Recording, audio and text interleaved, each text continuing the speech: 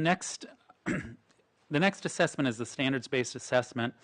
This is the one that I think you hear the most about. This is it has actually been called the SBA, standards-based assessment. That's because it was developed when I was around, and I'm about simple names. In regulation and statute, it says we have to have a standards-based assessment, so we called it the SBA.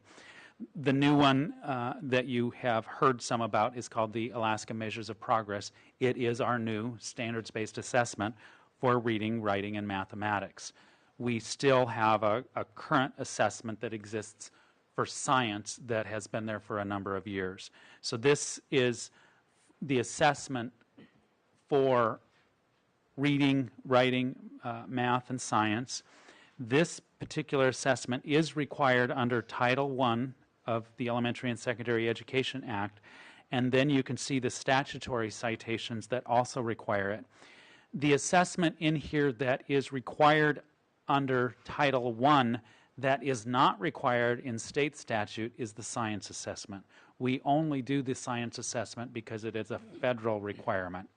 Whereas if you look in state statute, there is a requirement that we have an accountability system and we have performance standards and measures in reading, language, arts, and mathematics. So how often do you have to give these tests? These tests have to be given at least once a year to students. And so the current test window is in March and April. So we're required by law to give them each and every year, is what I'm hearing you say. Chair Gaddis, we are required by law to give them each and every year grades 3 through 10. And what happens if we don't? What if we did it every other year? Chair Gaddis, we would, our title money, all of our title money would be subject to conditions and possible loss of those dollars.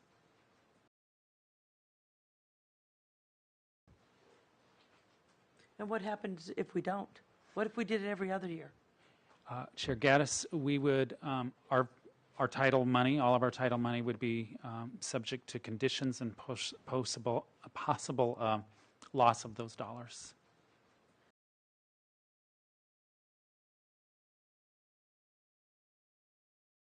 I would like to ask you, what are the penalties of not complying with the No Child Left Behind waiver? Through the chair, Representative Reinbold, we just would lose our waiver. We would go back to AYP. There's no financial ties to it. We would go back to what we had previously. Okay. Thank you, Mr. Chairman. Yeah.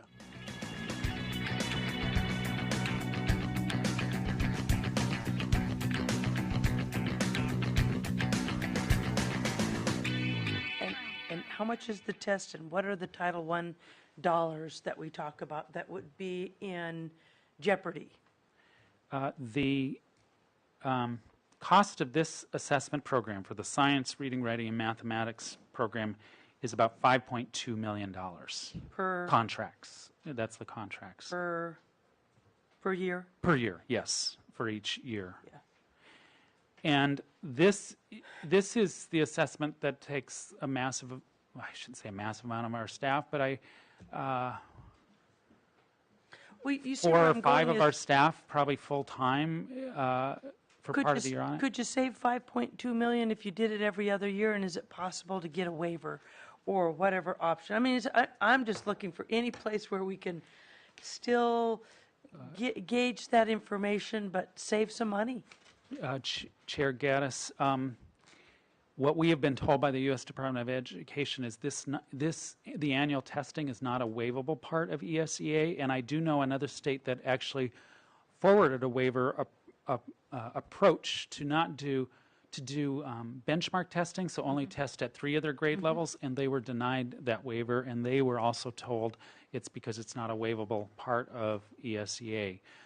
I don't have more knowledge than that, but it's been attempted by another state. I'm just trying to think outside the box where, we could save some money. So when you talked about the $5.2 million, was that just for the reading, writing, and math? And if so, what's the cost of the science? Chair Gaddis, that's the combined. Okay. The science itself would be in the range of about 653,000. But the 5.2 is combined. The 5.2 is combined. Representative Keller. Yeah, with the actual physical location of the data and how it's handled and all this data recognition, for example, I would assume they store that, do they use their own servers? Do they use servers in the state? Do they use the same servers as the Alaska Measures Progress? And just as we go here, if you would, I know there's acronyms and names that I can't remember, but name the databases where these are reside and explain your access or the school district's access, like the kindergarten development profile.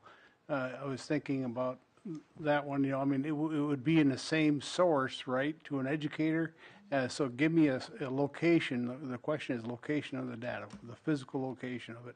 And I know you may not be able to do it specifically. I don't know, but I'm interested. Through the chair, Representative Keller, I think I can do a pretty good job. The developmental profile, real quickly, is stored on local district servers, and then we do receive it, but it doesn't go anywhere else. So it comes to the department in our secured servers, and we have secured server protocols that we work with.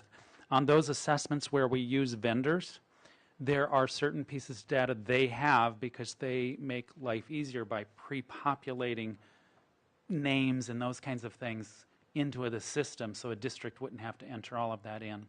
So the vendor gets that information on their server, but then once the tests are all scored and the information is put together with who those students are and the student reports that say here's how this particular student did on that assessment, that information is then sent back to the state and to the local school district.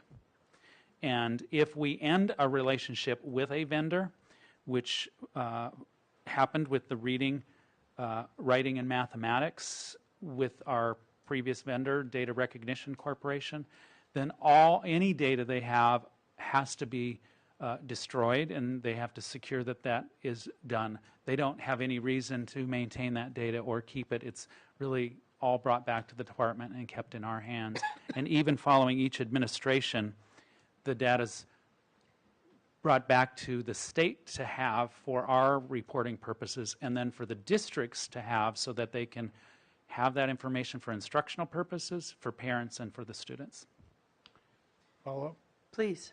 Again, the acronym on the, I mean, is this what they call answers? I mean, is that a database or is that the whole program? This is, through the chair, Representative Keller, really these pieces are unconnected to answers unless there's an agreement in answers, and at this point we've shared no data with answers, unless there's an agreement that there's a research need for any one of these assessments to go into answers, perhaps to look at how does a student who performs at how do groups of students that perform at certain level in math later do in terms of their college remedial coursework needs. But at this point, none of this is connected to answers. And there is no automatic connection to answers.